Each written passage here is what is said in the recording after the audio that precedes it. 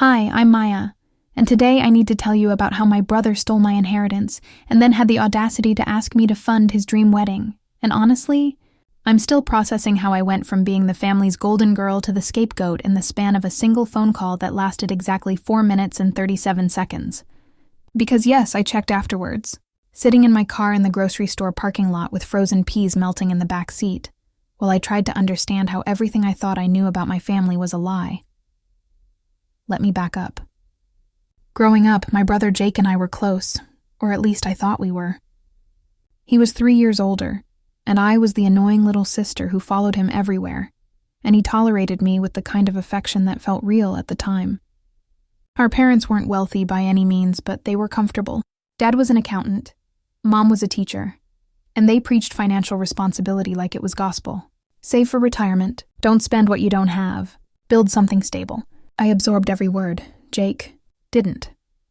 He was the charmer, the one who could talk his way out of anything, who borrowed money from Mom and Dad constantly for business opportunities that never quite materialized, who always had a new girlfriend and a new scheme and a reason why this time would be different. I went to state school on scholarships and worked 2 jobs to graduate debt-free. Jake went to a private college that cost a fortune, dropped out junior year, and moved back home for 3 years while he figured things out. I became a CPA like Dad, bought a modest condo at 26, drove a 10-year-old Honda. Jake bounced between jobs, always had the newest iPhone, took trips to Vegas that he'd casually mention at family dinners while I was eating Mom's pot roast and wondering how he afforded any of it. But he was funny, you know. He made everyone laugh. He'd ruffle my hair and call me the responsible one, like it was a compliment. And I'd smile because I thought being responsible meant something to them. When Dad died 2 years ago, sudden heart attack, no warning, just gone, the grief was unbearable. But there was also this weird comfort in knowing he'd been so careful, so prepared. He had life insurance, retirement accounts, a will. Mom told us he'd left everything to her, which made sense. She was only 63, still working, still had years ahead of her.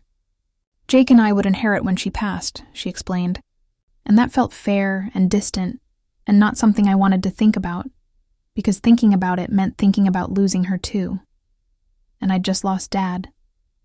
And I couldn't breathe when I let myself imagine a world without both of them. Mom seemed okay financially.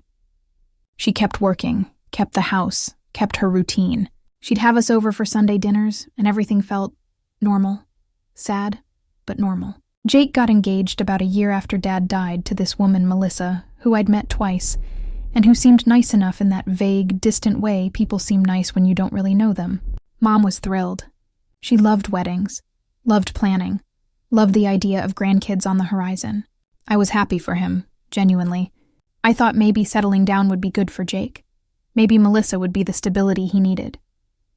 Then, 6 months ago, I got a call from Mom's financial advisor. His name was Richard, and Dad had introduced us once at some company event years ago. He was calling to confirm some details about the distribution of Dad's estate. And I remember feeling confused because I thought that had all been settled. Distribution? I said, standing in my kitchen with coffee going cold in my hand. I thought everything went to Mom. The silence on the other end of the phone lasted maybe 3 seconds, but it felt like falling. Your mother didn't tell you, Richard said, and it wasn't a question. It was a realization happening in real time, and I could hear him mentally calculating how much trouble he was about to cause. Your father's will divided his estate 3 ways. 40% to your mother, 30% to you, 30% to your brother. The distributions to you and Jake were structured as trusts that released when you each turned 30, or earlier under specific circumstances like marriage or home purchase. You turned 30 last year? Jake's getting married. The funds should have been distributed months ago. I sat down. Just sat down right there on the kitchen floor with my back against the cabinet, and I said, "How much?" My voice sounded strange, distant, like it was coming from underwater. How much was in the trust? $300,000. Each, $300,000. I'd been living in my 1,500-square-foot condo with the leaky bathroom faucet I kept meaning to fix, and the secondhand furniture I'd bought off Facebook Marketplace, budgeting every dollar, skipping vacations, driving my aging Honda and telling myself I was building wealth slowly and responsibly. And there had been $300,000 with my name on it, sitting in a trust for over a year. And my mother who called me every Sunday, who I took to brunch once a month, who told me she was proud of how independent I was, hadn't said a word. "There's been some irregularity," Richard said carefully, "with your brother's distribution. I'm legally obligated to inform you that funds were withdrawn from his trust 18 months ago, under circumstances that are currently under review. Your mother co-signed as trustee. I need to schedule a meeting with you to discuss your options regarding your distribution, which has been delayed." Delayed. That's the word he used. Delayed. Like a package that got stuck in shipping. Not $300,000 that apparently vanished while I was busy being the responsible daughter who didn't cause problems. I called Mom that night. My hands were shaking so hard I could barely hold the phone, and when she answered with her usual cheerful, "Hi, sweetie," I almost hung up, almost pretended Richard had never called, almost convinced myself there was some reasonable explanation, and I was overreacting. Because that's what I did. I made things easy for everyone else. I swallowed my feelings, I kept the peace, but something in me cracked. Maybe it was the weight of all those years of being responsible while Jake got away with everything. Maybe it was the memory of Dad teaching me about compound interest at the kitchen table when I was 12. Explaining how starting early meant security later, how he wanted me to have opportunities he never had. "Mom," I said, "I need you to tell me about Dad's will." The silence was different this time. Not confused, caught. "Oh," she said, and that single syllable confirmed everything. "Richard called you. You lied to me." My voice broke on the word lied, and I hated how weak I sounded, how hurt. "For over a year. You looked me in the eye every Sunday and lied." "I didn't lie, Maya, there were complications. And Jake needed what?" I was standing now, pacing my tiny living room, and the anger felt like something alive in my chest, burning. "Jake needed my inheritance? Is that what you're going to tell me? Because Richard said the money was withdrawn 18 months ago. 18 months, Mom. Before I even turned 30. Before the trust was supposed to release. What complications justified stealing from me?" "Don't use that word." Her voice went sharp, defensive. "No one stole anything. Jake was in a difficult situation, and he's family. And your father would have wanted..." "What situation? What could possibly justify taking $300,000 that Dad specifically left to me?" She sighed, and I could picture her in her kitchen, leaning against the counter the way she did when she was tired, and part of me, the dutiful daughter part, almost felt bad for pushing. Almost. Jake made some bad investments. He owed people money. Serious money. And they were threatening legal action. He could have lost everything, Maya. His credit, his future, his ability to get married and buy a house and have a normal life. What was I supposed to do? Let him drown? So you let him steal my money instead. The words came out flat, cold. "Money Dad left for me. Did you touch your 40%, Mom? Or just mine? It's not gone forever," she said quickly. Too quickly. And I knew then that yes, it was gone forever. "Jake's getting back on his feet. He has a good job now. He's going to pay it back, every penny." "When?" I demanded. "When is he going to pay back $300,000 plus 2 years of lost investment growth? When he's 50? 60? Never? You're being dramatic. You have a good job. You don't need... That's not the point!" I was shouting now. Something I never did, and it felt terrible and liberating at the same time. It's not about need. It's about Dad trusting me with that money, and you and Jake deciding I didn't deserve it because I was already responsible enough without it. You rewarded him for screwing up and punished me for doing everything right. Maya, please try to understand. I hung up. Just pressed the red button and stood there in my silent apartment, breathing hard, feeling like I'd been running for miles. My phone rang immediately, Mom calling back, and I declined it. It rang 6 more times that evening. I declined every call. The next day, Jake texted me. Not an apology, not an explanation, just, "Mom said you're upset. Can we talk?" I stared at that message for 20 minutes. Upset. Like I was overreacting to some minor inconvenience, not the complete betrayal of everything I thought my family stood for. I typed and deleted probably 15 responses before finally settling on. Did you know Dad left me money in a trust? The 3 dots appeared, disappeared, appeared again. Yeah, Mom told me when I was dealing with my stuff. And you just took it. Took my money that Dad wanted me to have? It was a loan, Maya. I'm going to pay you back. When? No response. The dots didn't even appear. I waited an hour, then another. Nothing. I met with Richard the following week. My distribution had been delayed because Mom, as co-trustee, had to sign off on it, and she'd been stalling, claiming there were documentation issues that needed to be resolved. Richard looked uncomfortable the entire meeting, adjusting his glasses and clearing his throat, and finally he said, "Off the record, I advised your father against making his wife co-trustee. I suggested an independent trustee for exactly this reason, but he insisted family should handle family matters." He paused. "I can help you pursue legal action to recover the funds and remove your mother as trustee of your remaining distribution. But I need to be clear. This will destroy your relationship with your family. Possibly permanently." I thought about Sunday dinners, about Mom's pot roast and Jake's stupid jokes and the way things used to feel safe and uncomplicated. I thought about Dad teaching me to balance a checkbook, telling me that financial independence meant freedom, meant never having to compromise myself for anyone. And I thought about Jake in Vegas with money he stole from me, about Mom lying to my face every week for over a year, about being called dramatic for expecting basic honesty. "File the paperwork," I said. The next 3 months were hell. Mom called crying, begging me not to tear the family apart over money. Jake's fiancée Melissa called, which shocked me, since we barely knew each other, and tried to explain that Jake had made mistakes, but he was trying to change. And didn't I believe in forgiveness?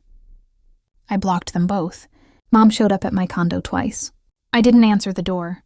She sent emails, long rambling things about how Dad wouldn't want us fighting, how I was being selfish and cruel, how Jake was my brother and blood should mean something. I didn't respond. My lawyer, because yes, I hired a lawyer, drained my savings to do it, told me the case was straightforward but messy.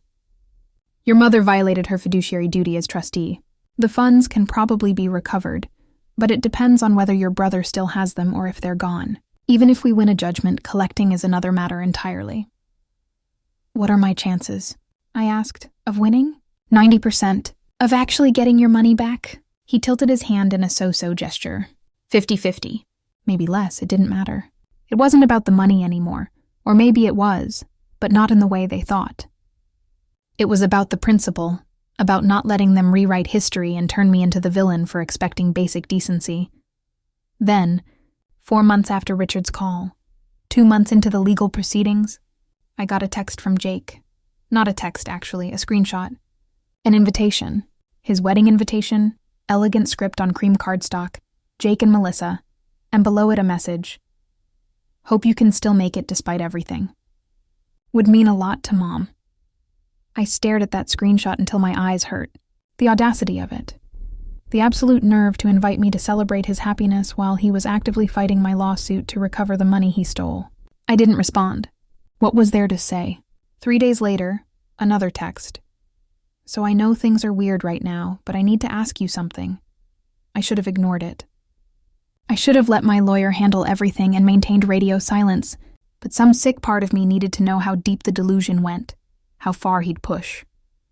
"What?" I replied. "The wedding's getting expensive. Like way more than we planned. Melissa's parents are helping, but they can only cover so much. And Mom's tapped out. And I was thinking, since we're family and this legal stuff is going to settle eventually anyway, could you help us out? Maybe 20,000? I'll pay you back with interest once everything's resolved, I swear." I read that message 5 times. 10 times. I walked to my bathroom and splashed cold water on my face because I thought maybe I was hallucinating. Maybe the stress had finally broken something in my brain, and I was seeing things that couldn't possibly be real. But no, there it was. My brother, who stole $300,000 from me, was asking me to give him $20,000 more for his wedding. I sat on my bathroom floor. Apparently that's where I processed earth-shattering family betrayals now. And I laughed. Just laughed until tears ran down my face, until my stomach hurt, until the laughter turned into something else and I was crying for real, sobbing into my hands. grieving for the family I thought I had, and the brother who never actually existed outside my idealized memories. When I could breathe again, I picked up my phone and typed, "No, just that." No explanation, no anger, just no. Jake. Seriously? After everything Mom and I did for you growing up? Me. What exactly did you do for me, Jake? Jake, are you kidding? We were always there for you. We supported you. We're family, me. You stole $300,000 from me. Money Dad left me. Money he worked his entire life to save. And now you want me to give you more? Jake, I borrowed it and I'm paying it back. You're acting like I murdered someone. It's just money, Maya. Family is supposed to help each other. And there it was. The core belief that made everything make sense. To Jake, to Mom, it was just money. My money didn't count as real because I was responsible enough to be okay without it. My feelings didn't matter because I was supposed to be the understanding one, the flexible one, the one who sacrificed for family harmony. I'd spent 30 years being that person, and it had earned me nothing but contempt disguised as expectation. Family does help each other, I typed back. Dad helped me by leaving me an inheritance. You helped yourself to it. We're done. I blocked his number. Then I called my lawyer and told him to move forward with everything. Maximum aggression, no settlements. My mother's financial advisor, Richard, became a key witness. Turned out he documented his concerns about the irregular withdrawal and had emails proving he'd warned Mom against it. Jake's financial records were subpoenaed. The money was gone, of course, blown on paying off his debts and credit cards and probably that trip to Vegas. But the judgment came down in my favor. $300,000 plus interest and legal fees, joint and severally liable, meaning I could collect from either Jake or Mom. Mom had to take out a reverse mortgage on the house. The house where I grew up, where Dad planted tomatoes every summer and taught me to ride a bike in the driveway. She called me once after the judgment, told me I'd destroyed her security, her retirement, that I'd taken everything from her, and how could I do this to my own mother? I didn't yell, didn't cry, just said quietly, "You did this to yourself, Mom. You chose Jake over me, and you chose wrong." She hung up. That was 8 months ago. I haven't spoken to either of them since. Jake's wedding happened. I know because it was all over social media. Melissa posted everything, the venue, the flowers, the cake, her dress. It looked beautiful, modest, not the extravagant affair Jake had apparently been planning before he had to scale back. I didn't feel satisfaction looking at those photos. Didn't feel vindication, just empty. Like I was looking at strangers who happened to share my DNA. I got my money. Well, most of it. The settlement is being paid in installments that will take years to complete, and I'll probably never see the full amount plus growth I lost. But my lawyer got Mom removed as trustee, and the remaining funds, what Dad originally left me, are finally in my control. I used some of it for a down payment on a real house, something with a yard and space and possibility. I invested the rest, exactly the way Dad taught me. Sometimes I drive past Mom's house on the way to work. I never stop, never slow down. Just note that the lawn needs mowing and the paint is chipping, and wonder if she thinks about Dad when she writes those mortgage checks. Wonder if she regrets choosing Jake's comfort over my trust. Wonder if she tells herself I'm the villain in this story, the ungrateful daughter who cared more about money than family. The thing is, I did care about family. I cared so much that I spent 3 decades molding myself into whatever they needed me to be. The responsible one, the easy one, the one who didn't make waves. And they loved that version of me. Loved how convenient I was. How I made their lives simpler by never demanding anything in return. They just didn't love me. That's the truth I've had to sit with. The real inheritance Dad left me wasn't the money. It was the clarity to see that love, real love, doesn't ask you to disappear. It doesn't steal from you and call it borrowing. It doesn't gaslight you into questioning your own reality when you dare to stand up for yourself. I'm not happy exactly. I'm not healed. Some days I still want to call Mom and pretend none of this happened. Want to show up for Sunday dinner and pretend that being together is the same as being family. But I don't. Because I finally understand what Dad was trying to teach me all those years ago when he set up that trust. When he made sure I'd have something of my own that nobody could take. Not without consequences. Anyway, financial independence is freedom. And sometimes freedom means walking away from people who love you conditionally, who love the version of you that serves them, but can't stand the version that knows her worth. I still have the last voicemail Dad left me, 2 days before he died. He was calling about something mundane, asking if I wanted to grab lunch that week. But at the end he said, "Love you, kiddo. Proud of you. Always." I listen to it sometimes, when the silence in my house feels too heavy, and I let myself believe he'd be proud of this too. Of me choosing myself for once. Of me refusing to be small so everyone else could feel big. My brother stole my inheritance. My mother helped him do it, and then they asked me to pretend it never happened, to smile and nod and finance the life they wanted while I lived with the consequences of their choices. So I said no. I said no, and I meant it, and I'm still learning how to live with what that cost me. But at least now when I look in the mirror, I recognize the person staring back. She's harder than she used to be, less naive, but she's free, and that's worth more than $300,000 could ever buy.